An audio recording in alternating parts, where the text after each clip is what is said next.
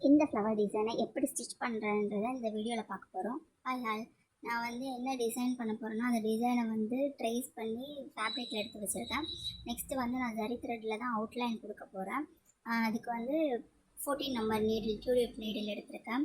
First நம்ம ஒரு design இப்போ நம்ம கற்றுக்குறோம் அப்படின்னா, நீங்கள் ஒரு மோட்டிவ் ஏதாவது டிசைன் போடுறீங்கன்னா உள்ள ஃபில்லிங் கொடுக்கறதுக்கு முன்னாடி அவுட்டர் லைனை ஃபஸ்ட்டு நீங்கள் ஸ்டிச் பண்ணிக்கிட்டா உள்ள ஃபில்லிங் நீட்டாக வரும் நம்மளுக்கு.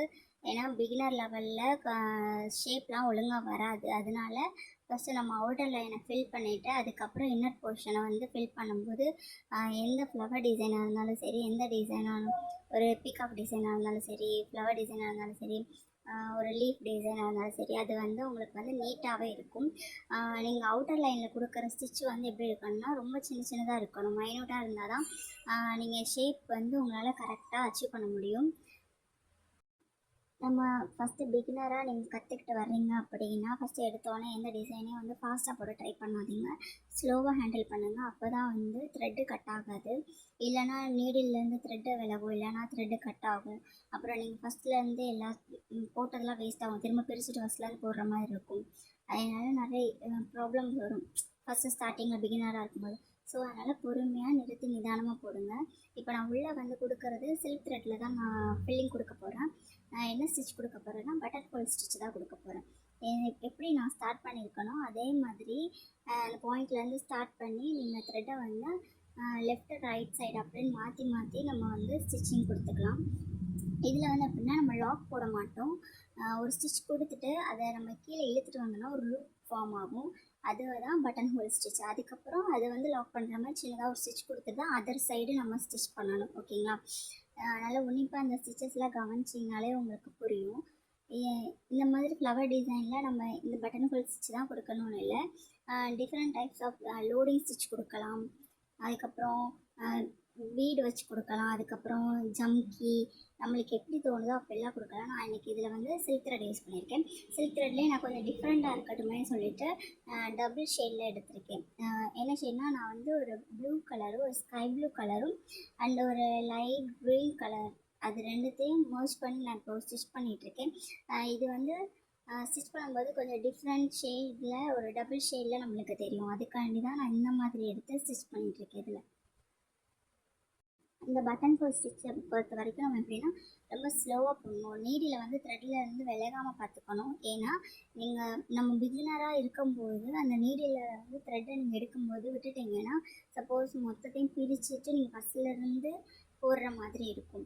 அப்படி இல்லாமல் நீங்கள் நீடிலே ஸ்லோவாக போடும்போது நீடிலே ஹேண்டில் பண்ணி த்ரெட்டை போடணும். அது மாதிரி த்ரெட்டை கீழேருந்து நம்ம இழுக்கும்போது ரொம்ப டைட்டாக இழுக்காமல் கொஞ்சம் ஃப்ரீயாக லூஸாக விட்டு இழுத்திங்கன்னா கொஞ்சம் ஈஸியாகவே இருக்கும் ஸ்டிச்சு.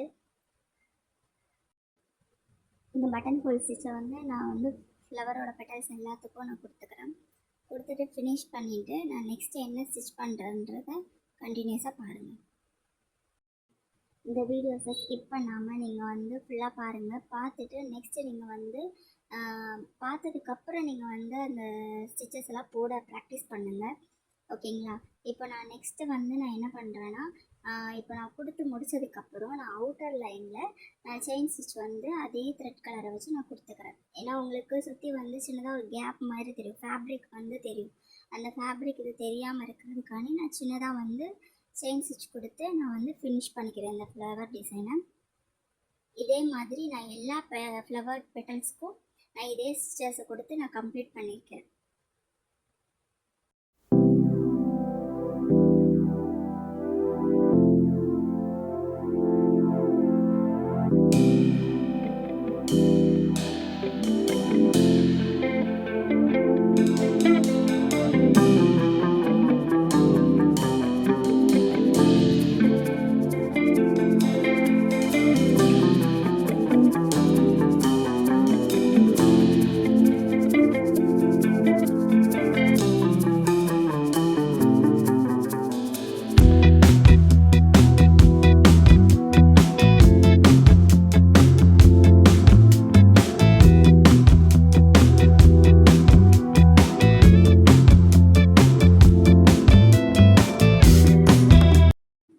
ஃப்ளவரோட பெட்டல்ஸ் எல்லாம் முடிச்சதுக்கப்புறம் என்ன பண்ணியிருக்கேன்னா சென்டரில் நான் சுகர் பீடை வச்சு ரவுண்ட் ஷேப்பில் நான் வந்து ஸ்டிச் பண்ணி எடுத்துக்கிறேன்.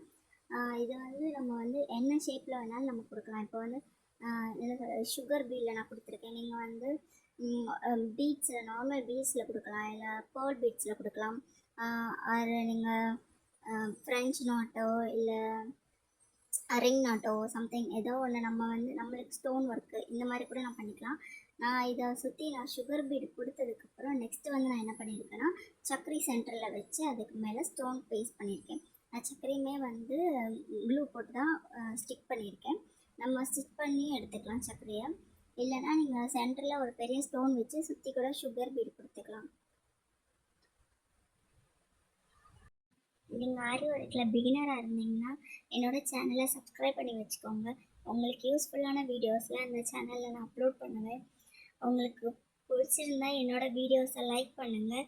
Thank you all. Happy learning.